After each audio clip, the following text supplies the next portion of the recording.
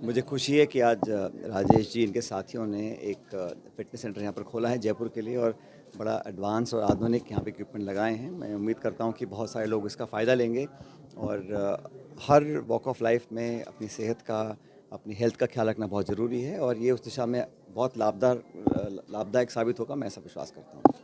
Central government जो census 2021 में होनी थी उसको अब 2025 में कंडक्ट कराने जा रही है और सरकार का कहना है कि अब हर 10 साल का साइकिल 2035-45 इस तरीके से चलेगा। क्या सरकार फर्क की पड़ेगा मंशा और हमेशा आंकड़ों को दबाने की है। इस सरकार ने लगातार सारे आंकड़ों को जनता के सामने प्रस्तुत नहीं किया है, चाहे वो बेरोजगारी के आंकड़े हों, चाहे भुखमरी के आंकड़े हों, गरीबी रेखा के आंकड़े हों। अपना प्रचार करने के लिए नारे देते हैं, लेकिन जो एनएसएसओ के आंकड़े हैं या जो भारत सरकार के जो स्टैटिस्टिक्स डिपार्टमेंट के आंकड़े हैं वो अभी तक सामने नहीं आए हैं। सेंसस को उन्होंने जानबूझ के पोस्टपोन किया है कोविड का बहाना देकर, लेकिन मुझे लगता है कि सरकार को बहुत जल्द, हमारी पार्टी हमेशा बोलती है कि हमने सेंसस करना चाहिए, कास्ट सेंसस करना चाहिए, लेकिन भारत सरकार ने सेंसस करना तो दूर, गिनती करना बंद कर दिया और जो आंकड़े हमारे पास अवेलेबल हैं उसको भी प्रकाशित नहीं कर रहे हैं। तो मैं चाहूँगा कि सरकार आंकड़ों का खेल ना खेले और जनता के सामने वास्तविक स्थिति प्रकट करने के लिए आंकड़ों का चयन ढंग से करे।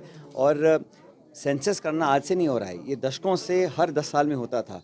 जानबूझ के इसमें विलम्ब किया गया है और कहीं ना कहीं सरकार नाकामी छुपाने के लिए बेस्ट तरीका है, आप आंकड़े छुपाइएगा और भाषण दीजिएगा। आंकड़े जब तक नहीं होंगे तब तक संवाद कैसे होगा, डिबेट्स और पॉलिसी मेकिंग कैसे हम लोग कर पाएंगे, इस पर सरकार को ध्यान देना पड़ेगा। कास्ट बेस्ड सेंसस अभी भी कांग्रेस की डिमांड है। बिल्कुल, हम तो चाहते सेंसस हो और जब तक आप टारगेटेड बजटरी एलोकेशन नहीं करेंगे, नीति निर्माण नहीं होगा, हमको पता ही नहीं होगा कितने लोगों को कहाँ लाभ मिल रहा है। आप बस अपनी पॉलिटिकल सुविधा को देखकर अगर बजट पेश करेंगे, उसका लाभ नहीं मिलता है। तो एक टारगेटेड इंटरवेंशन के लिए कास्ट सेंसस बहुत ज़रूरी है और जब तक हमें मालूम ही नहीं पड़ेगा कितने लोग लाभ उठा चुके हैं, कितने लोग वंचित रह गए हैं, उसका चयन सिर्फ आंकड़ों के आधार पर हो सकता है। आप अपनी पॉलिटिकल हित साधने के लिए आप, जैसे अब 2 राज्यों के जो नेता हैं, उनके सहारे पर केंद्र सरकार चल रही है। एक नायडू जी हैं, नीतीश कुमार जी हैं। उनको खुश करने के लिए आपने लाखों करोड़ रुपए दे दिए। हमारा विरोध बिहार और आंध्र के लोगों से नहीं है, लेकिन पॉलिटिकल हित साधने के लिए किया गया ना। अगर हमको मालूम ही नहीं है कि कितने लोग वंचित रह गए हैं, कितने लोग लाभ नहीं उठा पाए हैं, तो हम लोग कैसे नीति निर्माण कर पाएंगे। और पॉलिसी इंटरवेंशन के लिए डेटा बहुत ज़रूरी होता है। करेक्ट सर, पिछले 3 दिन से डबल इंजन के 2 इंजन टकरा रहे हैं। हरियाणा और राजस्थान के सरकारों में रोडवेज को लेकर के इशू हो रहा है।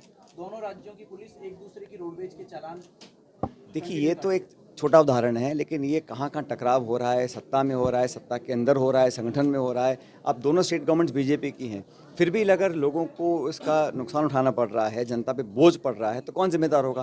केंद्र सरकार आपकी है, राजस्थान सरकार आपकी है, हरियाणा सरकार आपकी है। अब किसको दोष देंगे आप, अगर आपस में समन्वय नहीं है। और सिर्फ एक रोडवेज़ की बात नहीं है, अनेक ऐसे इश्यूज़ है जहाँ पर स्टेट गवर्नमेंट्स का आपस में तालमेल नहीं है, वाटर शेयरिंग पर नहीं है। आज तक जो एमओयू साइन हुआ है मध्य प्रदेश और राजस्थान का, वो हरियाणा का भी, उस एमओयू के कोई दर्शन नहीं कर पाया। घोषणाएं हो गई हैं, मिठाई बट रही हैं, लेकिन एमओयू में लिखा क्या है किसी को पता ही नहीं है। जब सरकारें आपकी हैं तो फिर छुपाने में क्या, किससे, लोगों से आप क्यों इस हकीकत को छुपाना चाहते हैं, ये जवाब नहीं दे पाएगी सरकार।